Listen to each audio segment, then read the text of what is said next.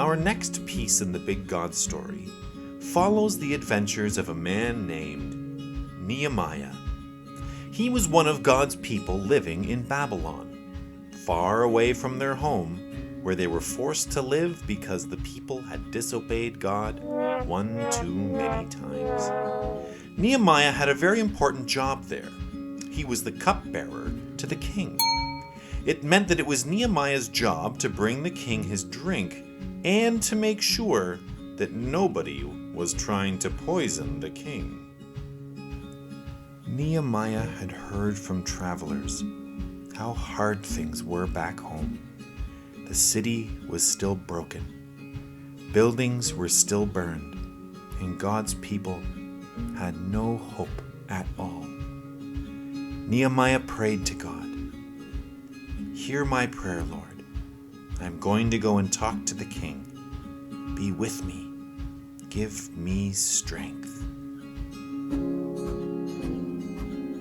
When Nehemiah came before the king that day, immediately the king noticed something was different. "You look sad," he said, "but you're not sick. What is it that's making you sad?"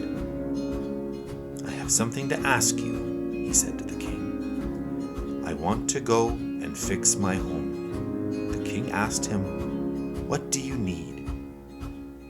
Nehemiah built up all of his courage. "I would like letters," he asked. "Letters of protection that tell people where I'm going, that you will protect me." "Anything else?" asked the king.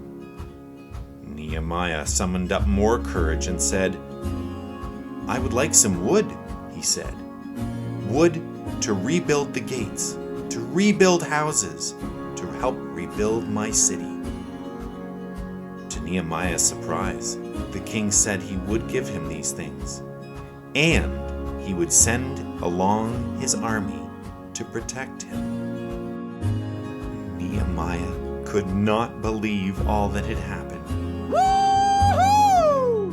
God had heard his prayers and was bringing hope back to his people. No more would their city be a mess of destruction, but a place for them to live again. Nehemiah headed off to begin his project, and the king's army went to protect him.